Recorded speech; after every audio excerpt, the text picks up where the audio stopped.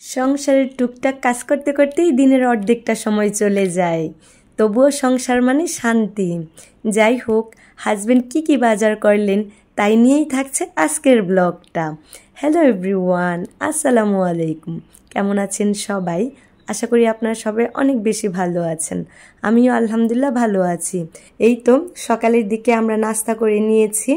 এরপর বাহিরে যেহেতু বৃষ্টি হচ্ছে, তো আমি একটু জানালার দিকে এসে বৃষ্টি দেখছিলাম।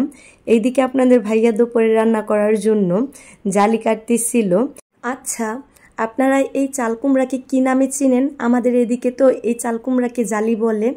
এই তো আপনাদের ভাইয়া দুপুরে রান্না করার পর সন্ধ্যার দিকে দেখেন কত কিছু বাজার করে নিয়ে এসেছেন।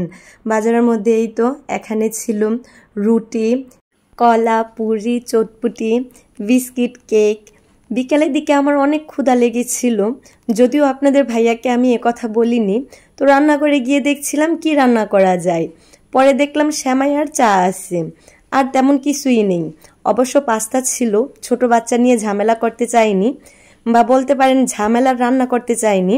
শর্টকাটভাবে কি রান্না করা যায় তাই ভাবছিলাম। আপনাদের ভাইয়া তখন বাইরে গিয়েছিলেন।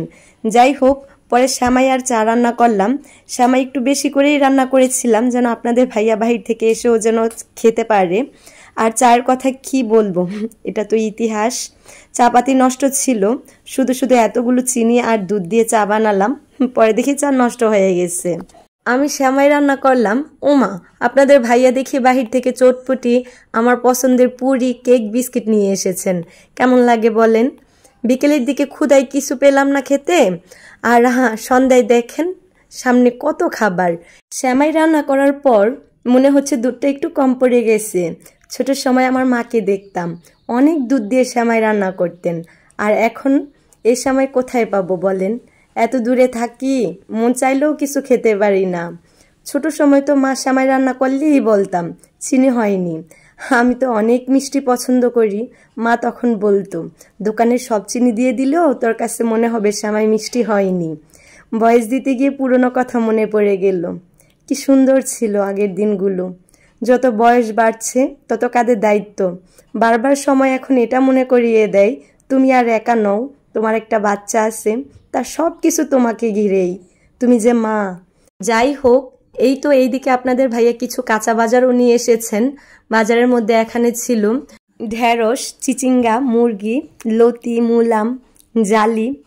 এই ভিডিওটি কয়েকদিন আগের, মোবাইলে যেহেতু ছিল তাই ভাবলাম আপনাদের সাথে শেয়ার করি।